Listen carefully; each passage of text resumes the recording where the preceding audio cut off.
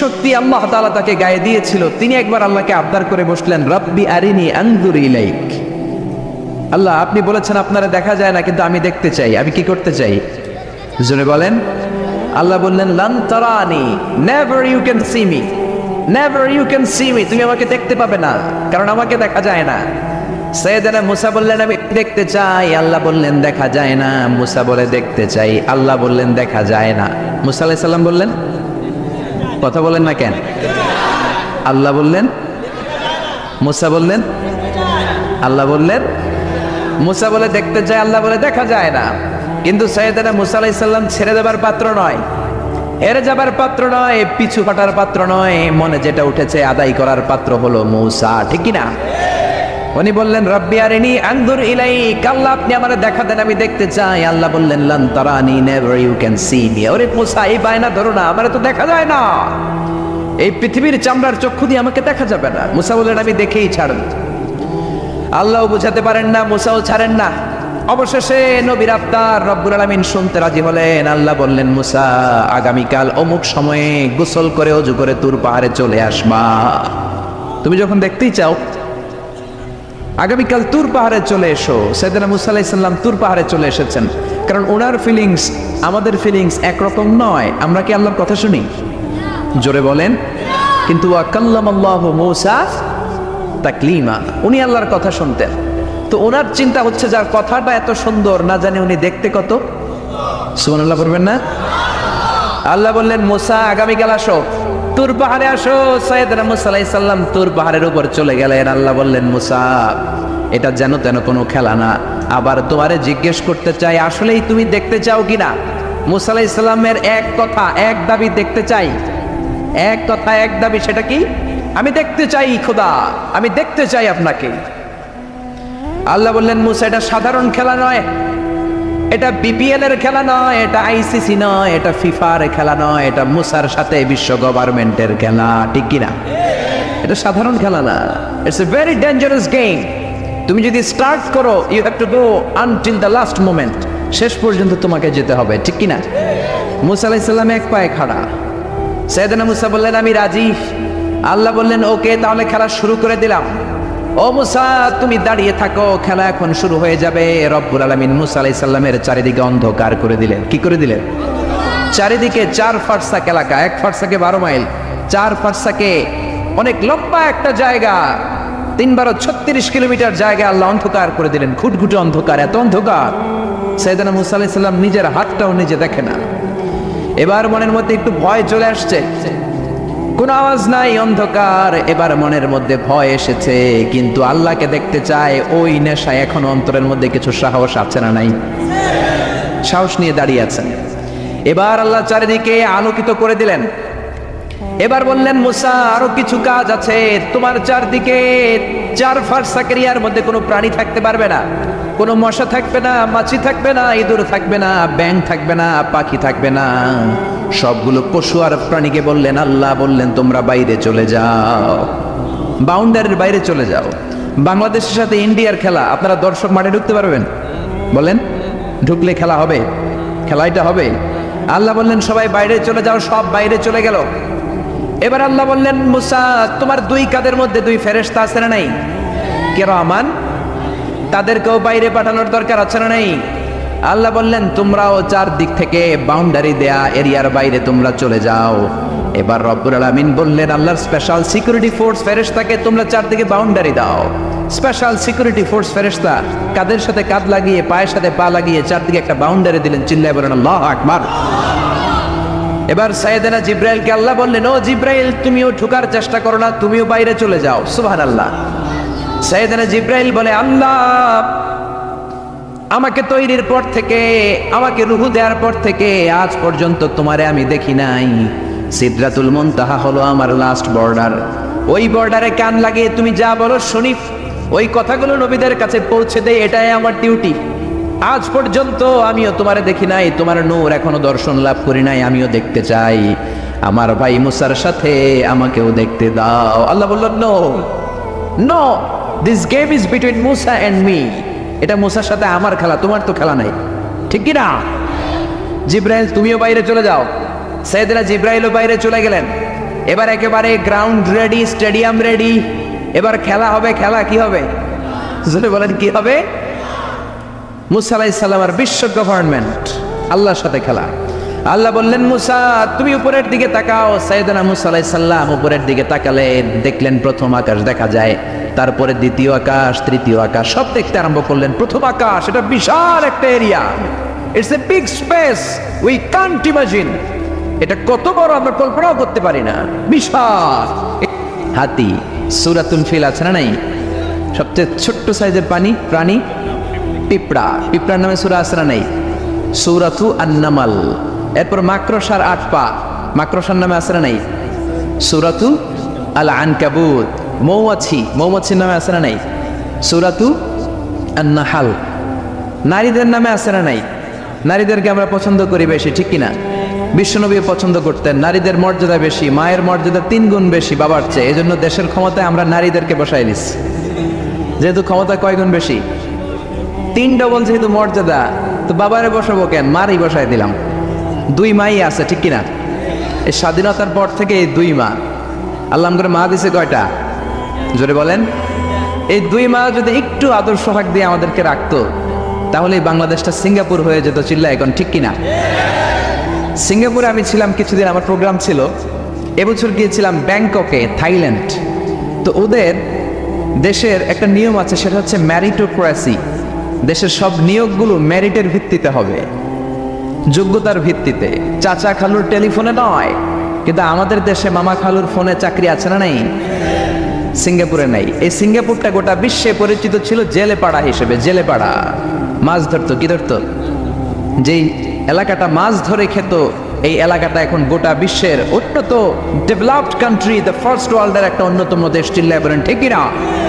গোটা বিশ্বের মানুষগুলো ট্যুরিজমের জন্য সেখানে যায়। চমৎকার চমৎকার ট্যুরিস্ট অ্যাট্রাকশন তারা সেখানে করে রেখেছে। ওদের ছোট্ট একটা দেশ, একটা শহর নিয়ে একটা দেশ। আমাদের এতগুলো জেলা, 64টা জেলা, ওদের এতগুলো জেলা নাই, একটা মাত্র জেলা। ওই জেলার নামেই শহর, জেলাটার নাম সিঙ্গাপুর। মূলত এটা এসেছে ইন্ডিয়ান শব্দ সিংহপুর থেকে, আগে ওখানে সিংহ থাকতো। সিংহপুর থেকে সিঙ্গাপুর। যেহেতু জায়গা কম, সেহেতু তারা 3টা সিঙ্গাপুর বানিয়েছে, উপরে একটা, মাটির নিচে আরো 2টা। আপনি মাটির নিচে গেলে অবাক হয়ে যাবেন, মাটির নিচে আরো 2 সিঙ্গাপুর। সব ট্রেনগুলো, সব গাড়িগুলো মাটির নিচ দিয়ে চলে, উপরেও কিছু আছে। তো বাংলাদেশে এরকম হতে পারতো যদি আমরা ভালো ভালো নেতা পেতাম। জোরে বলেন ঠিক কিনা? আমরা স্বাধীনতা পেয়েছি, কিন্তু স্বাধীনতার মজা আমরা পাই নাই। 71-এ আমাদের উপর জুলুম করেছে পাক হানাদার বাহিনী, আর 71-এর পর আমাদের উপর জুলুম করছে আমাদের ভোট দেয়া নেতারাই। চিল্লায় বলেন ঠিক কিনা? এজন্য নেতা বানানোর সময় বুঝে শুনে বানানোর দরকার আছে না নাই? যারা কোরআন পছন্দ করে, ইসলাম পছন্দ করে, আমরা তাদের সাথে আছি না নাই? আপনি কোরআন নিয়ে যদি রিসার্চ করেন, অবাক হয়ে যাবেন। মানুষের নামে আল্লাহ সূরা দিলেন, প্রাণীর নামে সূরা দিলেন, চাঁদের নামে সূরা দিলেন, সূর্যের নামে সূরা দিলেন। কি অবাক করা কাণ্ড! দেশগুলো হচ্ছে 30 ভাগ, আর সাগর হচ্ছে 70 ভাগ। চিল্লায় বলেন আল্লাহু আকবার। তার মানে এই পৃথিবীর তুলনায় কত ছোট্ট একটা জায়গায় এই সূর্যপুরে আমরা বসে আছি। কত নগণ্য আমি, কত ক্ষুদ্র আমি, কত ছোট্ট আমি, ঠিক কিনা? এই পৃথিবীটা হচ্ছে আমাদের সৌরজগতের অনেকগুলো গ্রহের মধ্যে থেকে ছোট্ট সাইজের একটা গ্রহ। এই যে সূর্যের আলো আমরা প্রতিদিন পাই, যেটার আলো প্রায় 8 মিনিট 20 সেকেন্ড ব্যয় করে আমাদের দিকে আসে, সেকেন্ডে 1,86,000 মাইল বেগে। এই সূর্যটা এত বিশাল পৃথিবীর চাইতে 13 লক্ষ গুণ বড়। আর আসতে বলেন সুবহানাল্লাহ। সূর্যই কি পৃথিবীর সবচাইতে বড় সাইজের তারা? নো, সূর্যের চেয়েও অনেক বড় তারা আছে। ব্যাটেলজিউস নামে একটা তারা আছে, যেই তারাটা, যে সূর্য পৃথিবীর চেয়ে 13 লক্ষ গুণ বড়, ওই ব্যাটেলজিউস তারা সূর্যের চেয়ে 33 কোটি গুণ বড়। তার মানে এই না ব্যাটেলজিউসই পৃথিবীর সবচেয়ে বড় তারা। সূর্যের পরে পৃথিবীর সবচেয়ে কাছের তারার নাম হচ্ছে প্রক্সিমা সেন্টরাই, তারপরে আলফা সেন্টরাই এ, আলফা সেন্টরাই বি, এটা ক্যারিনা, ব্যাটেলজিউস, এরকম করতে করতে এক একটা তারা বিশাল বড়। এই সবগুলো তারা মিলে আমাদের গ্যালাক্সি। আমাদের গ্যালাক্সিতে অনেকগুলো তারা। আমাদের গ্যালাক্সির নাম হচ্ছে মিল্কি ওয়ে। এর মানে এই নয় মহাবিশ্বে মাত্র একটা গ্যালাক্সি। বিজ্ঞানীদের ধারণা প্রথম আকাশের নিচে প্রায় 400 বিলিয়ন গ্যালাক্সি রয়েছে। চিল্লায় পড়েন আল্লাহু আকবার। এরকম হাজারো গ্যালাক্সি নিয়ে আমাদের ইউনিভার্স, এরকম হাজারো ইউনিভার্স গোটা বিশ্বে আছে না নাই? এই সবগুলোকে প্রথম আসমানের নিচে রেখে আসমানটাকে সুশোভিত করেছে কে? সাইয়েদনা মুসা আলাইহিস সালাম প্রথম আসমানের দিকে তাকালেন, ওনার চোখের পাওয়ার বাড়িয়ে দিল কে? উনি এই গ্যালাক্সি দেখতে আরম্ভ করলেন, ব্ল্যাক হোল দেখতে আরম্ভ করলেন, ইউনিভার্স গুলো দেখতে আরম্ভ করলেন, ডিফারেন্ট ল অফ নেচার নিয়ে যত ইউনিভার্স আছে তিনি দেখলেন। তারপরে দ্বিতীয় আকাশ, একটার চাইতে আরেকটা বড়, একটার চেয়ে আরেকটা বড়। আমরা কিন্তু প্রথম আকাশ দেখি না। নাসার বিজ্ঞানীরা আজীবন গবেষণা করেও প্রথম আকাশের নাগালে যেতে পারবে না। তারা যেখানে যায় এটা হচ্ছে প্রথম আকাশের মহাশূন্য। এটা কি? প্রথম আকাশের মহাশূন্য, তারপরে প্রথম আকাশ, তারপরে দ্বিতীয় আকাশের মহাশূন্য, তারপরে দ্বিতীয় আকাশ, তারপরে তৃতীয় আকাশের মহাশূন্য, তারপর তৃতীয় আকাশ। একটার চাইতে আরেকটা বড়। কত বড়? বিশ্বনবী বললেন তোমার হাতের আংটিটা, কোনটা? আংটিটা যদি সাহারা মরুভূমিতে ফেলে দাও, তাহলে সাহারা মরুভূমির তুলনায় তোমার আংটি যত ছোট, আল্লাহর দ্বিতীয় আকাশের তুলনায় আল্লাহর প্রথম আকাশটা ঠিক তত ছোট।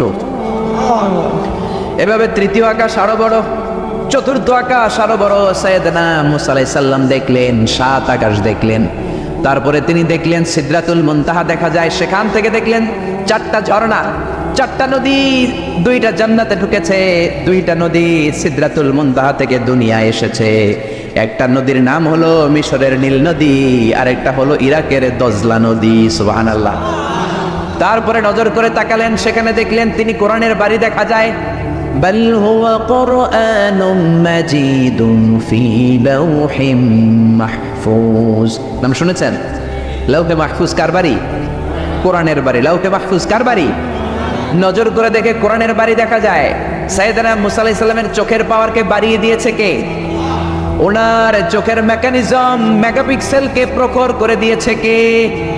তারপরে নজর করে দেখলেন বাইতুল মামুর দেখা যায়, যেই বাইতুল মামুর হলো ফেরেশতাদের কিবলা। আমরা হাজে গেলে, উমরায় গেলে আল্লাহর ঘরকে সেন্টারে রেখে চারদিকে তাওয়াফ করি, লাব্বাইক আল্লাহুম্মা লাব্বাইক বলে আল্লাহরে ডাকি। ফেরেশতারা এই কাবার চারদিকে তাওয়াফ করে না, তাদের জন্য আরেকটা ঘর, আল্লাহর বানানো আরেকটা ঘর 7 আকাশের উপর আছে না নাই? সেটার নাম হচ্ছে আল বাইতুল মামুর। সব ফেরেশতারা সেখানে তাওয়াফ করে, একবার করে ঢুকে 70,000 জন। একবার যারা ঢুকার চান্স পায় কিয়ামত পর্যন্ত দ্বিতীয়বার চান্স তার কপালে জুটবে না। সুবহানাল্লাহ।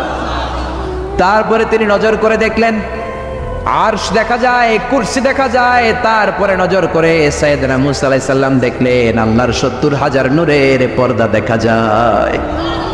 70,000 নূরের পর্দা দেখা যায়। সেখান থেকে আল্লাহ গায়বী আওয়াজ দিয়ে বললেন, মুসা লাস্ট ডেস্টিনেশনে চলে এসেছো, একেবারে ফাইনাল গেট। এই গেটের পরে আর ফিরে যাওয়ার কোনো জায়গা নাই। শেষবারের মতো জিজ্ঞেস করি, খেলা কি চলবে নাকি থামিয়ে দেব? সাইয়েদনা মুসা বলে চলবে। সাইয়েদনা মুসা বললেন কি চলবে? কি সাহস ওনার, কি শক্তি ওনার, কি মেধা ওনার, কি কিউরিসিটি ওনার, কি অদম্য আগ্রহ ওনার। উনি বললেন খেলা চলবে।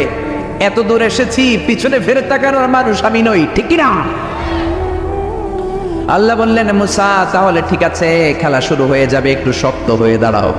সুবহানাল্লাহ পড়েন। এই প্রথম আল্লাহ তার নূরের তাজাল্লির ফোকাস পৃথিবীতে ঠেলে দিবেন, এর আগে পড়ে নাই। আল্লাহু আকবার। সাইয়েদনা মুসা আলাইহিস সালাম শক্ত হয়ে দাঁড়ালেন। ফালাম্মা তাজাল্লা রাব্বুহু জাআলাহু দাক্কা ওয়া খাররা মুসা সাইকা। ফালাম্মা তাজাল্লা রাব্বুহু লিল জাবাল। আল্লাহ বললেন মুসা তবে একটা কথা শুনে রাখো, এত দুর্বল করে তোমাদের বানিয়েছি। ওয়া খুলিকাল ইনসানু দাঈফা। মানুষ কি সবল নাকি দুর্বল? সবল না দুর্বল? 2 বার পাতলা পায়খানা হইলে চেহারার দিকে আর তাকানো যায় না, ঠিক কিনা? আজকের জান্নাতুন নাইম এপ্রিল বিশ্ব সুন্দরী, 20 বছর পরে বিশ্ব পেতনিও না, ঠিক কিনা? অসুস্থ হলে মানুষ দুর্বল হয়ে যায়, বিপদ আসলে মানুষ কাবু হয়ে যায়, বয়সের ভারে মানুষের চামড়াগুলো ঝুলে যায়। মানুষ কি সবল নাকি দুর্বল? জোরে বলেন, সবল নাকি দুর্বল? সে আল্লাহ বললেন গোলাম চাইতে হবে শুধু আমার কাছে। সব নবীরা এইভাবে দোয়া করেছেন। সাইয়েদনা ঈসা আলাইহিস সালাম দোয়া করেছেন, আল্লাহ আপনার কাছে আমি দোয়া করি আমারে আপনি শেষ নবী বানায়া দেন। কোন নবী? জোরে বলেন, এটা কি সম্ভব? কারণ শেষ নবী একজন আছে না নাই? কি নাম? সবাই বলেন কি নাম? মুহাম্মদ সাল্লাল্লাহু। আল্লাহ বললেন না না, উল্টা পাল্টা আবদার করো না, ওই নবুয়ত দিয়ে দেয়া হয়েছে। ঈসা বললেন ওকে, আমি পড়েছি ইনজিলের মধ্যে ওই নবীর উম্মতদের এত মর্যাদা, বনি ইসরায়েলের অনেক নবীর চাইতে নাকি উম্মতে মুহাম্মাদের মর্যাদা অনেক বেশি হবে। আল্লাহ শেষ নবী আমাকে বানালেন না ওকে, কিন্তু আমার উম্মতকে ওই উম্মত বানান। আল্লাহ বলেন নো, ওইটাও দেয়া হয়ে গেছে, পাবে কে? বিশ্বনবী পাবে। বিশ্বনবীর উম্মত আমরা হলাম উম্মতে মুহাম্মাদি। আমাদের মধ্য থেকে যারা আলেম হবে, হক্কানি আবেদ হবে, আল্লাহর ওলি হবে, বনি ইসরায়েলের অনেক নবীদের চাইতেও তাদের মর্যাদা বেশি হয়ে যাবে। সুবহানাল্লাহ। এবার উনি চোখের পানি ছেড়ে দিলেন। আল্লাহ দোয়া করলাম আমার শেষ নবী বানান, বানালেন না। দোয়া করলাম আখিরি উম্মত আমারে দেন, আমারে দিলেন না। এবার আমি দোয়া করি, এই দোয়া কিন্তু ফেলতে পারবেন না। আল্লাহ বললেন করো করো। সাইয়েদনা ঈসা বললেন আল্লাহ তাহলে আপনি আমাকে এই পৃথিবীর মধ্যে ওই নবীর উম্মত করে আরেকবার দুনিয়াতে পাঠানো লাগবে। সুবহানাল্লাহ। কবুল করে নিল কে? পৃথিবীতে একজন নবী এখনো মরে নাই, কি নাম? ঈসা আলাইহিস সালাম। উনি আসবেন ইমাম মাহাদির 7 বছর যখন হবে, তার গভর্নিং 7 বছর চলে যাওয়ার পরে আসবেন। ঈসা আলাইহিস সালাম যখন আসবেন, এসে দাজ্জালকে অ্যান্টি ক্রাইস্টকে নিজ হাতে হত্যা করবেন। চিল্লায় বলেন ঠিক কি না? এটা ছিল ঈসা নবীর দোয়া। এবার বিশ্বনবী কোন দোয়া করেছেন জানার দরকার আছে না নাই? বিশ্বনবী বলেন লিকুল্লি নবীন দাওয়াতুন মুস্তাজাবা। প্রত্যেক নবীর জন্য একটা করে দাওয়া মুস্তাজাবা আছে। আলেম যারা আছেন তারা বুঝবেন। দাওয়া মুস্তাজাবা মানে এমন দোয়া যেটা কবুল হয়ে যায়। দোয়া করলেই, কথা বলেন, দোয়া করলেই কবুল। এরকম দোয়া রব্বুল আলামিন সব নবীকে একটা একটা করে দিয়েছেন। ওই দোয়াটা করলেই সেকেন্ডের মধ্যেই কবুল করে দেয় কে? সব নবী ওই দোয়া দুনিয়াতেই করে ফেলেছে। বিশ্বনবী বললেন লিকুল্লি নবীন দাওয়া মুস্তাজাবা। সব নবীর জন্য একটা স্পেশাল দোয়া আছে, দাও বিহা, যেই দোয়াটা নবীরা দুনিয়াতেই করে ফেলেছে। ওয়া ইন্নী আখতাবিউ দাওয়াতি শাফাআতান লি উম্মতি ইয়াউমাল কিয়ামাহ। আল্লাহু আকবার। আর আমি আমার দাওয়া মুস্তাজাবা স্পেশাল দোয়াটা এখনো করি নাই। আমার দোয়াটা এখনো আমি জমিয়ে রেখেছি। কিয়ামতের কঠিন ময়দানে আমার উম্মত যখন বিপদে পড়ে যাবে, আমার উম্মতের জান্নাতে যাওয়ার ব্যাপারে ঝামেলা লেগে যাবে, আল্লাহর অনুমতি ক্রমে শাফাত করে করে আমি আমার উম্মতদেরকে জান্নাতে ঢুকিয়ে দেব। তখন আমি ওই দোয়াটা করব। বিশ্বনবী সিজদায় পড়ে থাকবেন কিয়ামতের ময়দানে। সব নবীরাও বলবে ইয়া নাফসি ইয়া নাফসি। কেউ যখন আল্লাহর কাছে যেতে পারবে না, সবাই মিলে বিশ্বনবীর কাছে যাওয়ার পরে বিশ্বনবী তখনও মাথা তুলবেন না। বিশ্বনবী কপাল ঠুকে কেঁদে কেঁদে বলবেন রব্বি হাবলি উম্মতি। ও আল্লাহ আমার উম্মতকে আপনি মাফ করে দেন। সুবহানাল্লাহ। আল্লাহ বলবেন নবী ইরফা রাসাক, মাথা উঠান, সাল তুতা, আজকে যা চাইবেন তাই দিব। ইশফা তুশাফা, যারাই শাফাত করবেন আমার অনুমতি ক্রমে কবুল করে নিব। সুবহানাল্লাহ। বিশ্বনবী চাইলে ওই দোয়াটা দুনিয়াতেই করতে পারতেন অন্য নবীদের মতো, ঠিক কিনা? অন্য নবীরা যেমনি নিজেদের প্রয়োজনে ওই দোয়াটা দুনিয়াতেই করেছে, আমার নবীকে ওই রকম করেছে নাকি? তার মানে আমার নবীর আমাদের জন্য মায়া বেশি না কম? আমার জন্য রেখে দিয়েছেন ওই দোয়াটা, আপনার জন্য রেখে দিয়েছেন দোয়াটা, আমাদের জন্য দোয়াটা রেখে দিয়েছেন। আমরা যখন কিয়ামতের ময়দানে বিপদে পড়ে যাব, বিশ্বনবী দোয়া করে করে আমাদেরকে জান্নাতে ঢুকিয়ে দিবেন, ঠিক কিনা? বিশ্বনবী দুনিয়াতে কম আঘাত সহ্য করেন নাই। যেই লোকটার বাইরের চামড়া থেকে রগ দেখা যেত, রগের ভেতর দিয়ে যে রক্তগুলো দৌড়া দৌড়ি করে সেটাও দেখা যেত। সুবহানাল্লাহ। পৃথিবী এত সুন্দর মানুষ দেখে নাই। ওই লোকটাকে পাথর মেরে মেরে তায়েফের ময়দানে রক্তাক্ত করা হয়েছে 3 বার। আমি দেখে এসেছি এবার জায়গাটা। একবার আহত হলেন, আবার উঠলেন, আবার পাহাড়ের কাছে গেলেন, আবার মারা হলো, আবার পাহাড়ের ওই পাশে গেলেন, আবার মারা হলো। 3 বার পাথর মারা হলো। বিশ্বনবী নিজের কোনো প্রয়োজনে, নিজের স্বার্থের জন্য যান নাই। তায়েফবাসীদের জান্নাত নিশ্চিত করার জন্য, তাদের ভালোর জন্য, তাদেরকে দাওয়াত দেওয়ার জন্য গিয়েছেন। তারপরও মাইরা আসানা নাই, তখনও বিশ্বনবী দোয়া করেন নাই। ওই দিন যদি দোয়া করতেন আল্লাহ তায়েফবাসীদেরকে আপনি শেষ করে দেন, সেকেন্ডের মধ্যে পুরো তায়েফকে পাউডার করে দিতে পারত কে? উহুদের ময়দানে তীর এসে বিশ্বনবীর দাঁতের মধ্যে বিঁধে গেল, ঝরঝর করে রক্ত ঝরলো। ওই কঠিন দিনেও বিশ্বনবী ওই দোয়াটা করেন নাই, ঠিক কিনা? বদরের ময়দানে 313 জন সাহাবী নিয়ে বিশ্বনবী চোখের পানি ছাড়ছেন। আবু বকর বলেন ইয়া রাসূলুল্লাহ, ইয়া হাবিবাল্লাহ, মাথা উঠান। আপনি এমন ভাবে দোয়া করেছেন আমার মন সায় দেয়, আমার মন বলে আজকের দোয়া আল্লাহ ফেরাবে না, ওঠেন। বিশ্বনবী চাইলে ওই দিনে বলতে পারতেন কুরাইশদেরকে আল্লাহ আপনি নাস্তানাবুদ করেন, করে দিত কে? প্রচন্ড ক্ষুধার সময় বিশ্বনবী যখন মক্কায় কেঁদে কেঁদে হয়রান, তখন ওই দোয়াটা করেন নাই, ঠিক কিনা?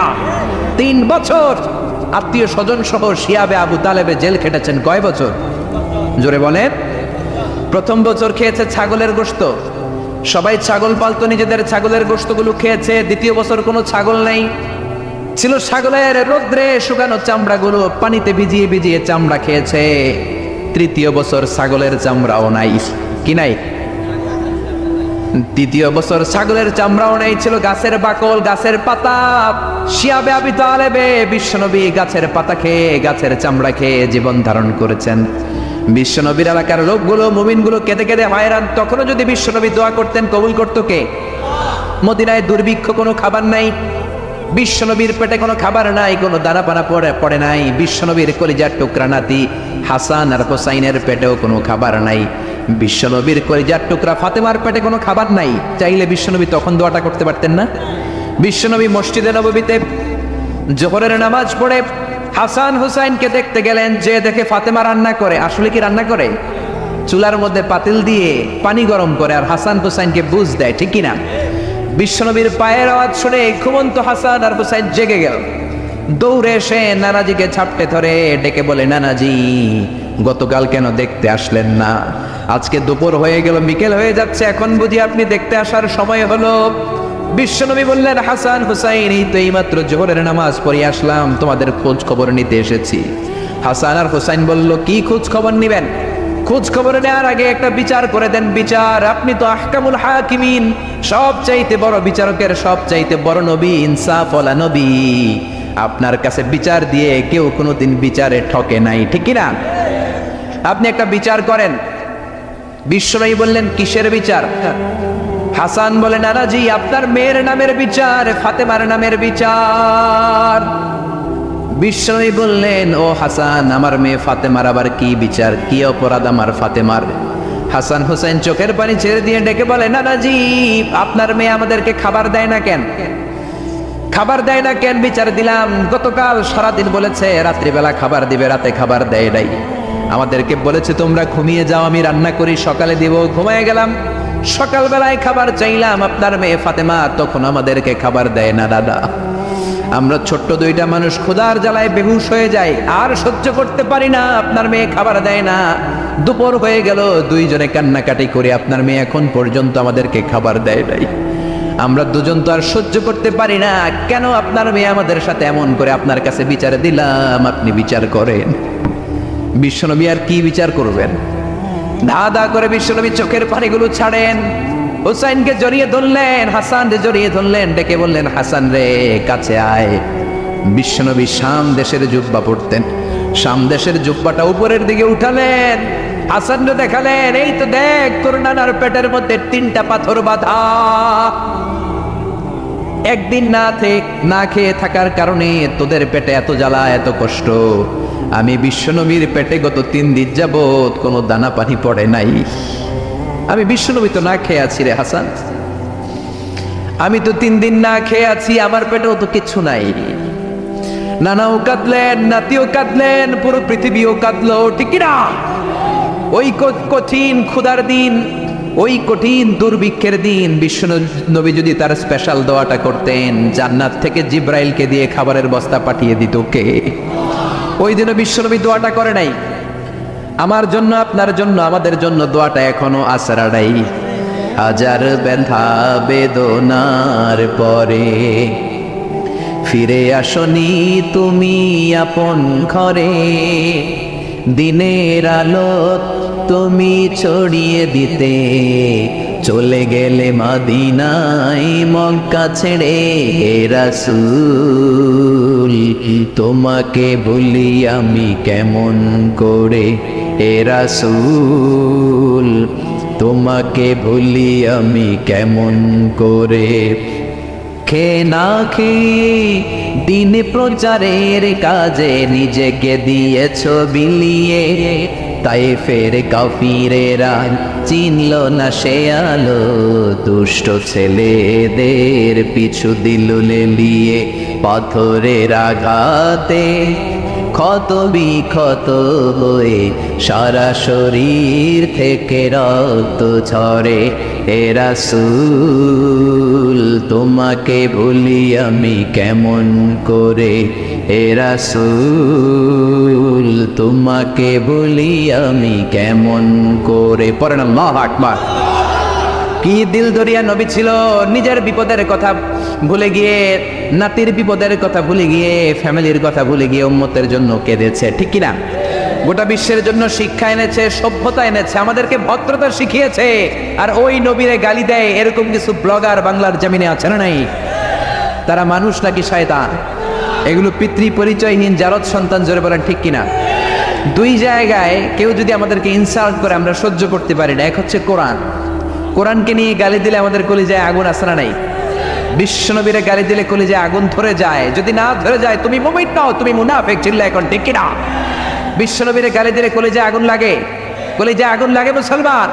কার কার লাগে তো হাত উঁচু করে আল্লাহর দেখা। লিল্লাহি তাকবীর, লিল্লাহি তাকবীর, লিল্লাহি তাকবীর। আল্লাহ আমাদের হাতগুলোকে কবুল করে নাকি আমরা পড়ি আমিন। আর জোরে পড়েন আমিন। এজন্য বিশ্বনবীর সুন্নাহ আমাদের আসল সম্বল। বিশ্বনবী যে শিক্ষা আমাদের কাছে রেখে গিয়েছেন সেটাই সম্বল, ঠিক কিনা? বিশ্বনবীর আগের গুনাহ মাফ, পরের গুনাহ মাফ, তারপরেও তিনি আল্লাহর কাছে যখন দোয়া করতেন ছোট্ট বাচ্চার মতো হাউ মাউ করে কেঁদে দোয়া করতেন। আমরা করি? আমাদের কান্না আসেই না। এত পাষাণ আমাদের হৃদয়, এত আধুনিকতার মধ্য দিয়ে আমরা সময় কাটাচ্ছি। সোশ্যাল মিডিয়ার ভেতরে আমাদের এত সময় দেয়া হয়। এই সোশ্যাল মিডিয়া আমাদেরকে ঘুমাতে দেয় না, আমাদেরকে স্বাভাবিকভাবে চলতে দেয় না, আমাদের অন্তরটাকে নরম হতে দেয় না, ঠিক কি না? আমাদের কান্না আসে না, আমাদের হৃদয় পাষাণ হয়ে গেছে, আমাদের হৃদয় নরম হয় না। অন্যের দুঃখে আমরা দুঃখ পাই না, অন্যের দুঃখে যারা দুঃখ পায় না তারা মানুষ হতে পারে না, ঠিক কিনা? ছাগলের পেট থেকে বেরোলে ওইটারে আমরা বলি ছাগল, গরুর পেট থেকে বেরোলে আমরা ডাকি গরু, মুরগির পেট থেকে বেরোলেই সেটা মুরগি হয়ে যায়। কিন্তু মানুষের পেট থেকে বেরোলে সেটা মানুষ হয় না, ওইটারে মানুষ বানাতে হয়, ঠিক কিনা? এই দুনিয়া এখন তো আর সেই দুনিয়া নাই, মানুষ নামের মানুষ আছে দুনিয়া বোঝায়। সেই মানুষের ভিড়ে আমার আসল মানুষ নাই, ঠিক কিনা? আসল মানুষের বড় অভাব। অন্যের দুঃখে কাঁদবে, অন্যের জ্বালা নিজের অন্তরেও জ্বালার সৃষ্টি করবে, সেই মানুষ আর নাই, ঠিক কিনা? বিশ্বনবীর আগের গুনাহ নাই, পরের গুনাহ নাই, তারপরেও মুনাজাতে হাউমাউ করে কাঁদতেন। তিনি দোয়ায় বলতেন, আল্লাহ ইন্নী আব্দু কবনু আব্দি কবনু আমাতিক নাসিয়াতি বিয়াদিক। ও আল্লাহ, আমি আপনার গোলাম, গোলামের ঘরের গোলাম, বান্দির ঘরের গোলাম। আল্লাহ আমি আপনার গোলাম, গোলামের ঘরের গোলাম, মানে আমার বাপ আব্দুল্লাহ আপনার গোলাম, আমরা গোলাম বংশের। সুবহানাল্লাহ। গোটা বিশ্বের শ্রেষ্ঠ মানুষটা নিজের গোলাম বলতে দ্বিধাবোধ করতো না, বলতো আমি আপনার গোলাম, গোলামের ঘরের গোলাম, বান্দির ঘরের গোলাম, নাসিয়াতি বিয়াদিক। আমার মাথার চুলের ঝুঁটি আপনার হাতের মুঠোয়, আমার চুলের ঝুঁটি আপনার হাতের মুঠোয়, গোলামের মতো যেখানেই টানবেন আমি ওখানেই যাবো। আল্লাহু আকবার। এই ছিল বিশ্বনবীর বিনয়। নিজেকে গোলাম বলতে স্বাচ্ছন্দ্য বোধ করতেন, কোনোদিন জীবনে অহংকার করেন নাই। কোনোদিন বিশ্বনবী কারোর সাথে মুসাফা করতে যে নিজে আগে হাত টানেন নাই, যতক্ষণ না ওই লোকটা তার হাত টেনে নিয়েছে। সুবহানাল্লাহ। আর বিশ্বনবীর হাত ছিল আলিয়া নমিনাত দিবাজ। বিশ্বনবীর হাত ছিল রেশমের কাপড়ের চেয়েও নরম। সিল্ক চিনেন? সিল্ক, সিল্কের কাপড়ের চেয়ে বিশ্বনবীর হাত ছিল নরম। এই নরম হাত মুসাফার মধ্যে যে একবার পাইতো কেউ ছাড়তে চাইতো না, ধরেই রাখতো। আর বিশ্বনবী নরম হৃদয়ের নবী, কেউ যদি না ছাড়ে বিশ্বনবীও ছাড়তেন না। সুবহানাল্লাহ। ওই নবী মুনাজাতে কাঁদতেন। এজন্য ভাইরা এই কথা বললেন না আল্লাহ আমার দোয়া শোনে না, আপনি দোয়ার মতো দোয়া করেন নাই, এজন্য শোনে নাই, ঠিক কিনা? দোয়া কবুল হওয়ার রহস্য হচ্ছে চোখের পানি। বিশ্বনবী বললেন দুইটা চোখের পানি আল্লাহর কাছে সব চাইতে সেরা। এক হলো জিহাদের ময়দানে রক্তের ফোঁটা, দ্বিতীয় হলো আল্লাহর ভয়ে মুনাজাতের মধ্যে চোখ থেকে বেয়ে বেয়ে পড়া পানির ফোঁটা। আবার বিশ্বনবী বললেন অনুশোচনার চোখের পানি, চোখ দিয়ে নাকের ডগা বেয়ে বেয়ে জমিনে পড়ার আগে ওই দোয়াটা কবুল করে নেয় কে? এজন্য চাওয়ার সময় নিজের ছোট করেন, বলবেন আল্লাহ আমি আপনার গোলাম, গোলামের ঘরের গোলাম, বান্দির ঘরের গোলাম, আমার চাইতে ক্ষুদ্র ছোট কেউ নাই, এমন কোন গুনাহ নাই আমি করি নাই, তুমি ছাড়া আমারে পার করার কেউ নাই, ঠিক কিনা? এরকম দোয়ার মধ্যে নিজের ছোট করে দেন, আপনার দোয়া কবুল করবে কে? এজন্য সব সময় চাইবে একজনের কাছে, তিনি কে? একদল আছে বা এক শ্রেণীর লোক আছে, রোগে যখন পড়ে তখন আল্লাহরে ডাকে, রোগ ভালো হয়ে যায় আল্লাহরে ভুলে যায়, আছে না নাই? নির্বাচনের আগে আল্লাহরে ডাকে, নির্বাচন শেষ আল্লাহরে ভুলে যায়, আছে না নাই? সমস্যায় পড়েছে আল্লাহরে ডাকে, সমস্যা নাই আল্লাহরে ভুলে যায়, আছে না নাই? এমন করা যাবে না, সব সময় ডাকবেন। তবে রব্বুল আলামিন বলেন স্পেশাল কিছু সময় আছে, ওই সময় দোয়া করলে দোয়া কবুল করে নেয় কে? তাহাজ্জুদের সময়। এই স্পেশাল দু একটা সময়ের কথা বলে আমরা দোয়া করব। দোয়া না নিয়ে আজকে কে কে চলে যাবেন? হাত তুলে দেখান তো। থাকবেন সবাই? দোয়া করে যাবেন? অল্প 2-1 মিনিট কথা বলে আমি এখন দোয়ার দিকে যাব। ওয়াদা করেছেন, বসে থাকবেন। ওয়াদার খেলাফ করা কি মুমিনের আলামত না মুনাফিকের? আমরা একসাথে দোয়া করে আজকে এখান থেকে বিদায় নিব। পড়েন ইনশাআল্লাহ। তাহাজ্জুদের সময় দোয়া করবেন, ওয়া মিনাল লাইলি ফাতাহাজ্জাদ বিহি নাফিলাতান লাকা আসা আইয়াবআসাকা রাব্বুকা মাকামাম মাহমুদা। তাহাজ্জুদের নামাজ পড়লে আপনার মর্যাদা বাড়ায় দিবে কে? এখন হুজুর আমরা তো ফজরই পড়ি না, তাহাজ্জুদ কখন পড়বো? তাহাজ্জুদ তো তাদের যারা ফজর পড়ে, ঠিক কি না? ফজরই তো পড়ে না, তাহাজ্জুদ কখন? ফজরের সময় মসজিদের বেহাল দশা।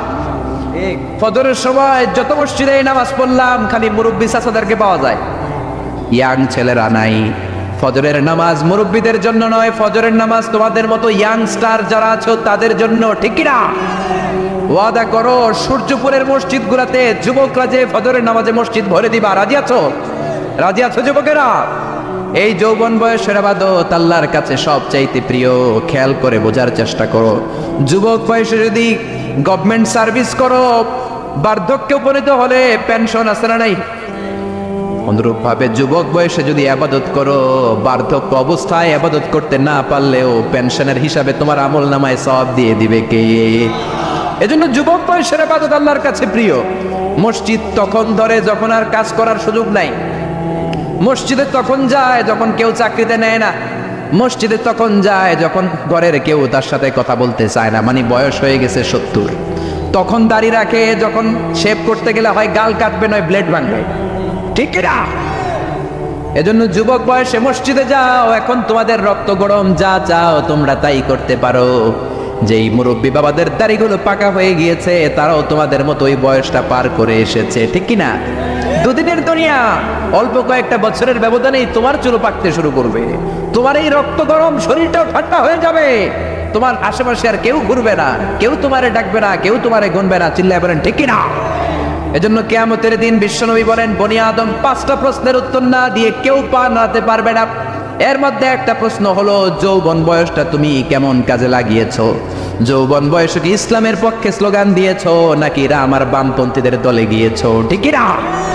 যৌবন বয়সে কি তাফসির মাহফিলে গিয়েছো নাকি মমতাজের গানের কনসার্টে গিয়েছো? যৌবন অবস্থায় তুমি কি কোরআনের অর্থ পড়েছো, ইসলামী সাহিত্য পড়েছো নাকি চটি বই পড়েছো, ঠিক কিনা? পাই টু পাই কিয়ামতের দিন জিজ্ঞেস করবে কে? চিল্লায় বলেন কে? এজন্য তাহাজ্জুদের অভ্যাস করেন। যারা তাহাজ্জুদ পড়ে তাদের চেহারায় একটা আলাদা গ্লেস আছে। লোকটা কালো হলেও, যদি কালো রঙের লোক হয়, একটা গ্লেস আছে।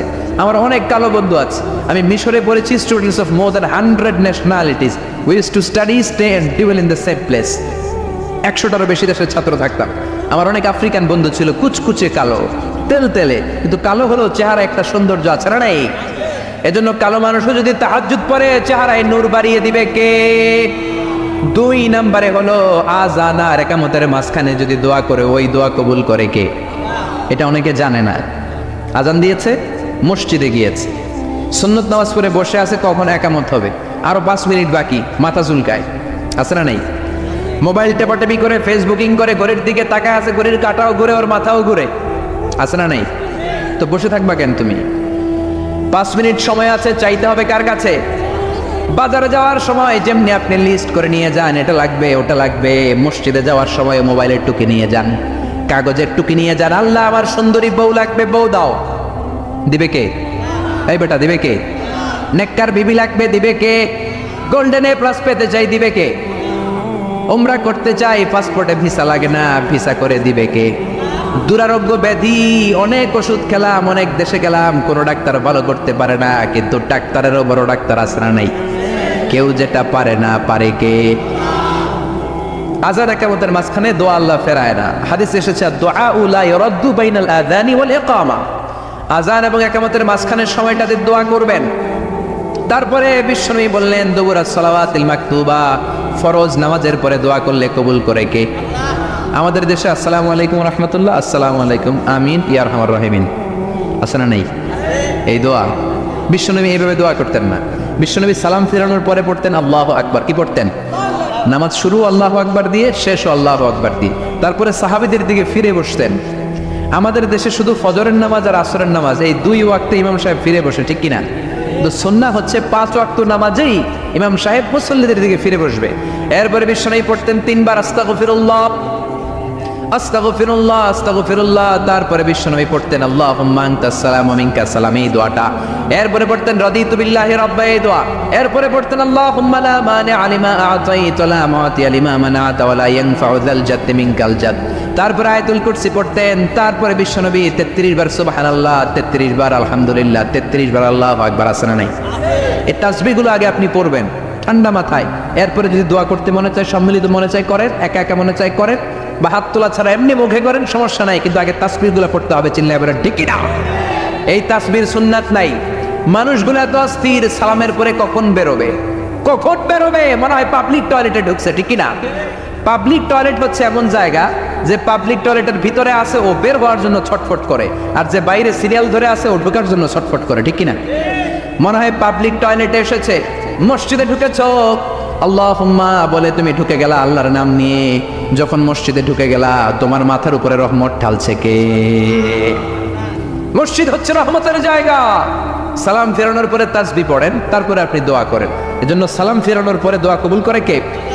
এরপরে বিশ্বনবী বললেন ইনদা নুজুলিল মাতার, আকাশ থেকে যখন বৃষ্টি নামে, ওই বৃষ্টি নামার সময় যদি দোয়া করেন, দোয়া কবুল করে কে? আর দোয়া লা ইরাদ্দু তাহতাল মাতার, তুফান ওই বৃষ্টি না, ভ্যাপসা একটা গরম, এই গরমটাকে দূরে সরিয়ে দেওয়ার জন্য একটা ঝিরিঝিরি ঝিরিঝিরি বৃষ্টি পড়ে। ওই বৃষ্টির নিচে দাঁড়িয়ে বৃষ্টির পানি নিয়ে দোয়া করলে কবুল করে কে? জানেই না মানুষ, ঠিক কিনা? বরং বৃষ্টি আসলে গান গাওয়া শুরু করে দেয়, এই বৃষ্টি ভেজা রাতে তুমি চলে যেও না, আছে না নাই? তো চলে যাবো না, কি করবো, থেকে যাবো তোমার সাথে? এগুলো করা যাবে না। বৃষ্টি রহমতের বৃষ্টি, তুমি বৃষ্টি হাতে নিয়ে দোয়া করো। সুন্দরী বউ লাগবে, দিতে পারে একজন, তিনি কে? এজন্য চাইতে হবে একজনের কাছে, তিনি কে? কদরের রাতে দোয়া করলে আল্লাহ কবুল করে, খতমে কোরআনের পরে দোয়া করলে আল্লাহ কবুল করে, হজের মানাসিকুল হজের মধ্যে যে দোয়া করলে কবুল করে, মুসাফির দোয়া করলে কবুল করে, রোজাদার ব্যক্তি দোয়া করলে আল্লাহ কবুল করে, মাজলুম ব্যক্তি দোয়া করলে আল্লাহ কবুল করে। এজন্য বিশ্বনবী বলেছেন ইত্তাকু দাওয়াতাল মাজলুম, মাজলুমের বদদোয়ারে ভয় করো, ফাইন্না লাইসা বাইনাহু ওয়া বাইনাল্লাহি হিজাব, তার আর তার আল্লাহর মাঝে কোনো পর্দা থাকে না। মাজলুম দোয়া করলেই কবুল, সুবহানাল্লাহ। এরপরে স্পেশাল দোয়া হলো মা বাবার দোয়া। এই দোয়া কোনোদিন ফিরে না, সুবহানাল্লাহ পড়েন। রাজি আছেন মা বাবার কাছে দোয়া চাইতে? রাজি আছেন তো? কোন ঘর আছে যে ঝগড়া হয় না? এরকম কোনো ঘর পৃথিবীতে নাই। ঝগড়া হবে, মা বাবার সাথে মিস আন্ডারস্ট্যান্ডিং হবে, হয়ে যেতে পারে 2-4 কথা, কিন্তু ক্ষমা চাইতে হবে, ঠিক কিনা? এজন্য আল্লাহর কাছে চাইতে রাজি আছেন তো? সবসময় আমরা একজনের কাছে চাই। আবার এই চাঁদকে বিশ্বনবী 2 ভাগ করেছিলেন, সেটাও কোরআনে আছে না নাই? ইকতারাবাতিস সাআতু ওয়ানশাক্কাল কামার ওয়া ইয়ারাউ আয়াতান ইউরিদু ইয়াকুলু সিহরুম মুস্তামির। বিশ্বনবী আঙ্গুলের ইশারায় চাঁদকে 2 ভাগ করেছিলেন। মক্কার কুরাইশরা এসে বলল, আব্দুল্লাহর বেটা মুহাম্মদ, তুমি যদি আকাশের পূর্ণিমার জলজলে চাঁদকে 2 ভাগ করে দেখাতে পারো, তাহলে বিশ্বাস করবো যে তুমি নবী, আর যদি দেখাতে না পারো তাহলে তুমি নবী নও। বিশ্বনবী গ্রিন সিগন্যালের জন্য উপরে তাকালেন, কারণ বিশ্বনবী মন গড়া কিছু বলতেন না, উপর থেকে সিগন্যাল আসলে তারপরেই বলতেন। চিল্লায় বলেন ঠিক কিনা? বিশ্বনবী গ্রিন সিগন্যাল পেলেন, বিশ্বনবী বললেন অবশ্যই আমি দেখাতে পারবো। শাহাদাত আঙ্গুলি বলি আমরা এটাকে, কিন্তু আরবিতে এটাকে বলা হয় সাব্বাবা। এই সাব্বাবা তুলে উনি বিসমিল্লাহি আল্লাহু আকবার এরকম করলেন, পূর্ণিমার চাঁদটাকে ফেটে 2 ভাগ করে দিল কে? একটা চলে গেল জাবালে আবু কুবাইস, সাফা পাহাড়ের উপরে যে অংশটা, জাবালে আবু কুবাইস আউয়ালু জাবাল ফিল আলাম, পৃথিবীর প্রথম পাহাড়। এই পাহাড় থেকেই অন্যান্য মাউন্টেন রেঞ্জ, এই যে আলাস্কা পর্বতমালা, তারপর মাউন্ট এভারেস্ট, আল্পস পর্বতমালা, তারপর তুরের সাইনা, এই যে সিলসিলাতুল জিবাল, এই সব পাহাড়ি রেঞ্জগুলো এই আবু কুবাইস থেকে গোটা বিশ্বে ছড়িয়ে দিয়েছে কে? চাঁদের এক খণ্ড চলে গেল আবু কুবাইসে, আরেক খণ্ড চলে গেল জাবাল কায়কানের ভেতরে। মক্কার লোকেরা দেখে তো অবাক, কি আজীব তামাশা, চাঁদকে দুই ভাগ করে ফেললো, আবার এই চাঁদকে মিলিয়ে দিল। বিশ্বনবীর এই চমৎকার মুআজিজা দেখে হাজার হাজার মক্কার লোকেরা কালিমা পড়ে মুসলমান হয়ে গেল। এই চাঁদের মধ্যে প্রথমে নেমেছিল নীল আর্মস্ট্রং। কি নাম? মহাকাশে যাওয়ার আগে তার আগে কুকুর পাঠিয়েছিল একটা, নাম হচ্ছে কি? লাইকা। লাইকা নামে একটা কুকুর পাঠিয়েছে, যে মরলে আগে কুত্তায় মরুক, আমরা বেঁচে থাকি, ঠিক কিনা? নাসার বিজ্ঞানীরা আগে কুকুর পাঠিয়েছে, পাঠানোর পরে দেখেন আসে বেঁচে থাকে না। কারণ আপনি মাধ্যাকর্ষণ শক্তির বাইরে গেলে ওখানে কোনো বাতাস নাই, ওখানে কোনো আওয়াজ নাই, ওখানে কোনো অক্সিজেন নাই, বাঁচার পরিবেশও নাই। চিল্লায় বলেন ঠিক কিনা? তারপর গেল ভ্যালেন্টিনা তেরেস্কোভা, প্রথম নভোচারী। এদের সাহসের এই ধারাবাহিকতায় 1969-এ অ্যাপোলো 11 নামে একটা স্পেস শাটল দিয়ে নাসার সেই স্টেশন থেকে নীল আর্মস্ট্রং, এডউইন অলড্রিন আর মাইকেল কলিন্স তিন বন্ধু মিলে একটা স্পেস শাটল দিয়ে চলে গেল চাঁদে। চাঁদে তারা নামলো, দীর্ঘ সফর, প্রচন্ড ক্ষুধা, খাওয়ার কিছু নাই, পকেটে ছিল চকলেট, চকলেট তারা খেলো। ইউনাইটেড স্টেটস অফ আমেরিকার পতাকা তারা সেখানে গেড়ে দিল। নীল আর্মস্ট্রং খেয়াল করে দেখে চাঁদের এই মাথা থেকে ওই মাথার মাঝখানটাতে ফাটা। ফাটিয়েছে কে? চিল্লায় বলেন কে? সে পরবর্তীতে পৃথিবীতে এসে বিশ্বনবীর বায়োগ্রাফি পড়ে জানতে পেরেছে এটা বিশ্বনবী আঙ্গুলের ইশারায় ফাটিয়েছিলেন। পড়েন আল্লাহু আকবার। আবার চাঁদের মধ্যে সে একটা মিউজিক শুনতে পেল। কি শুনতে পেল? চমৎকার একটা মিউজিক। কিন্তু পৃথিবীতে এসে কোথাও এই মিউজিক সে পায় না, কোথাও এই মিউজিকের ক্যাসেট অ্যালবাম খুঁজে পায় না। পরে আমেরিকার একটা প্রেয়ার হলের পাশ দিয়ে সে হেঁটে যাচ্ছে, হঠাৎ দেখে ওই মসজিদের ভেতর থেকে ওই মিউজিকটা বাজে যেটা সে চাঁদে শুনেছে। মসজিদে ঢুকে দেখে একজন লোক কানের মধ্যে দুই হাত দিয়ে এই মিউজিকটা বাজায়। আসলে এটা কি মিউজিক না আজান? চিল্লায় বলেন মিউজিক না আজান? সে ভিতরে ঢুকে মুয়াজ্জিনরে বলে, তুমি এত বড় সিঙ্গার, এত বড় মিউজিশিয়ান, তোমার গান, তোমার মিউজিক চাঁদেও বাজে, কি এটা? সে বলল, এটা গান নয়, এটা মিউজিক নয়, এটা হচ্ছে আজান। চিল্লায় বলেন ঠিক কিনা? সে